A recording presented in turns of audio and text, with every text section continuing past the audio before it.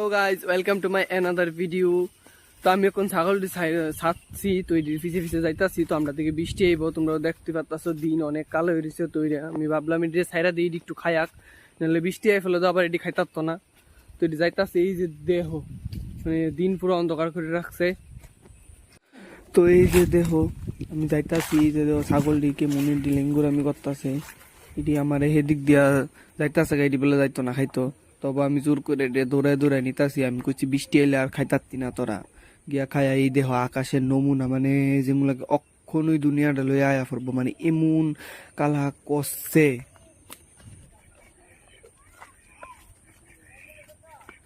আমার আবার ওখানে যে ওয়েদারটা করে রাখছে, এমন ওয়েদার আমার আবার ভাল লাগে। আবার মানে বৃষ্টিও না হোক, মানে হালকা হালকা বাতাস থাকুক বা রোদও না উঠুক, এমন এমন ওয়েদারটা আমার মানে অনেক ভাল লাগে।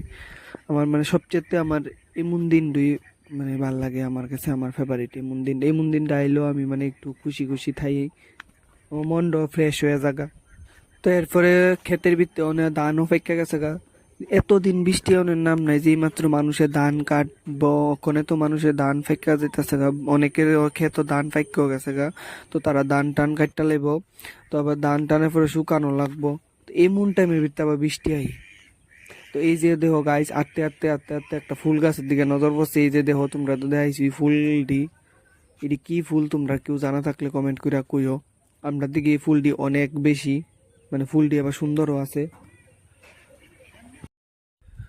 তো আমি এখন ছাগলটি দিয়ে আইছি, আমি যাইতাছি গা বাইট বাইট গিয়ে গা, এরপরে বাইট গিয়ে আবার তোমার অনেক কিছু দেখামু।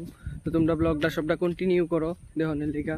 তো এবার আমি ছাগল টাগল দিয়া বাইতে বসছি, বাইতে বাট টাত খায়া। তো এবার দেখতে পাচ্ছ কড়াইয়ের ভিতরে তেল, এবার তোমরা জানি মনে হচ্ছে আটকা কড়াইয়ের ভিতরে তেল আইলো কেরে। তো হে আজকে আমরা ফুচকা খামু। আর তোমরা আবার কইও না এমন দিনের ভিতরে ফুচকা খা।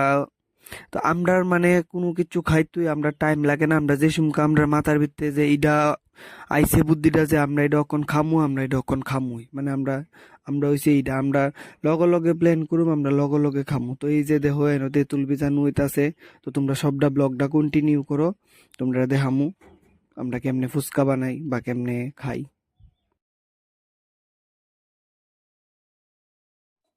তো এই যে দেখো এদিকে মরিচ পেঁয়াজ তেঁতুল ফুচকার পাপড়, তো এদিকে সবই রেডি করে রাখছে। তো এবার হচ্ছে ফুচকার বাজনের ফাল।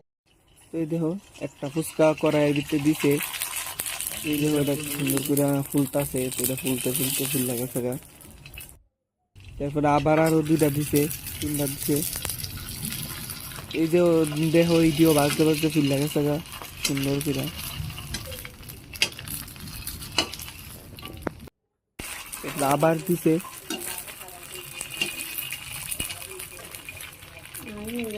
তো এই যে প্রেসার কুকারের ভিতরে এই যে আলু তৈরি সিদ্ধ তৈরি রক্ষণ নামাইলেছি, এই যে আমি সুলতাছি আলুডি। তারপরে আলু চুলা টুলো হইলে আলু ভর্তা করব।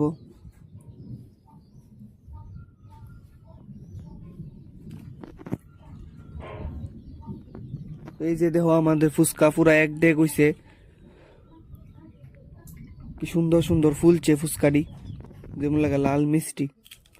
তো এই যে দেখো আলু ভর্তা এবার মাখতাছে, আস্তে আস্তে আমরা ফুচকাও রেডি হয়ে যেতেছে গা। তো ফুচকা আলু ভর্তা ভিতরে এবার লবণও দেওয়া লাগছে।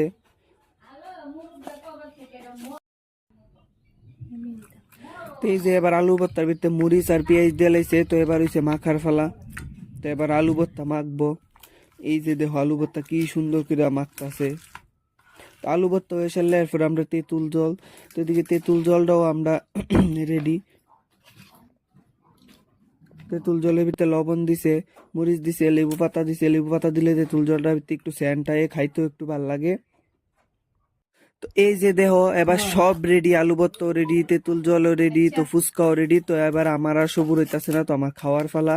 তো আমি এবার বেশি কথা না কয়ে বেশি দেরি না করে, তো আমি এবার খাই লইতাছি। তো এই যে ফুচকা লইছি, ফুচকা ভাঙতাছি, মানে আমার মানে খাইতে খাইতে আমার কোনো হুঁশ হই নাই, মানে এত ফুচকা স্বাদ হইছে আর আমার কাছে এত বাম্পার লাগছে।